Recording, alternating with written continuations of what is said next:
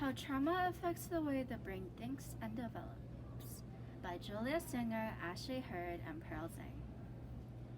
First, I'll be talking about DID, otherwise known as Dissociative Identity Disorder.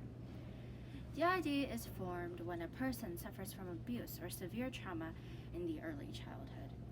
Their personalities don't develop properly, and it splits off into, different people.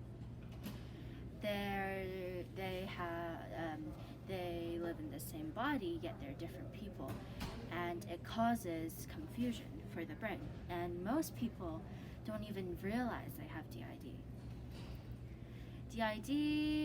There's these people who live in the system called the trauma holders, and they are the people who protect the person from the memories they experienced as a child.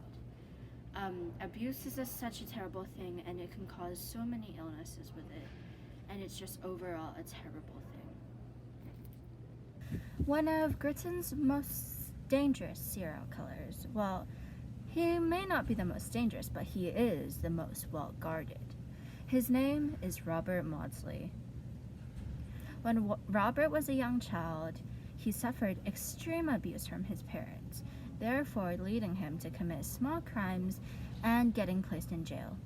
He'd meet other inmates who abused people, and he didn't take that too well, and he just ate their brains. He is now in the most guarded prison in England. It's a devastation.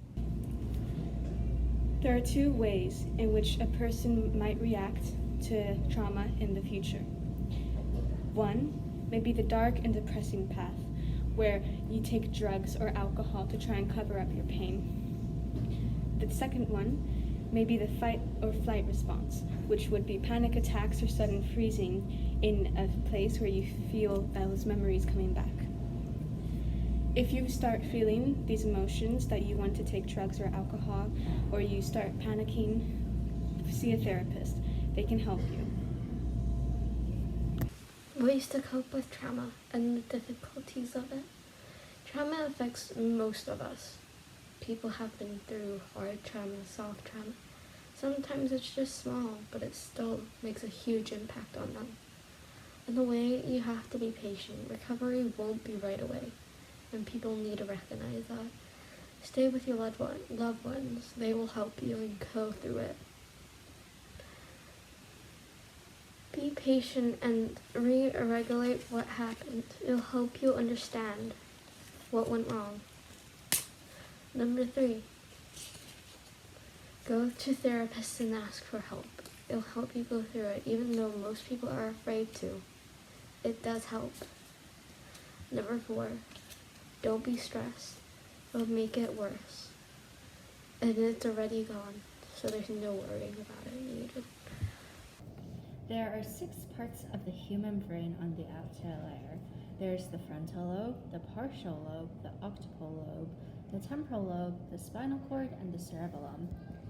But on the inside, there's much more. There's the amygdala, which controls the memory, decision-making, and emotional responses. There's the hypothalamus, which controls the body, temperature, hunger, fatigue, and sleep.